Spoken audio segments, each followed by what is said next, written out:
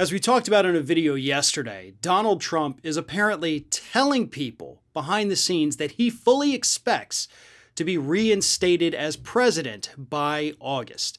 And yesterday I mentioned that this is a clear sign that Donald Trump has basically been sucked into his own delusions. But after reading a little bit more over the last 24 hours, there may be another explanation to this. Here's what's going on.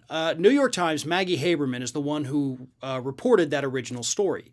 And since then, in the 24 hours since then, she says that we can expect Donald Trump to basically get a little crazier as the investigation in New York heats up. So that got me thinking, what if the former president is not suffering under his own delusions, but what if instead this is all part of the PR scheme? Think about it this way. Donald Trump has already told people that this investigation in New York is just a way to keep him from running for president again. And since he knows that there's this weird August deadline among his crazed, conspiracy-loving followers that he would be president again, indictments would likely come before August if they're going to come at all. So what better way to convince these already loony individuals that this investigation was just to prevent him from becoming president again than to pretend to buy into the delusions just to go ahead and counteract any coming indictments? Because if the indictments do come before August, then he could be like, oh no, this was all because I was going to be president in like a couple of days and now I can't because, oh man, this is so terrible. But we all know it was about to happen, that I was going to be president and that they did this investigation just to prevent it.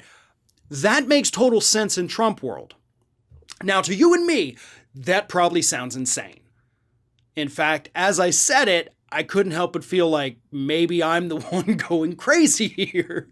But again, it's our job here to try to analyze what is happening, to try to figure out a rational reason why things are the way that they are. And this is, of course, just one possible explanation.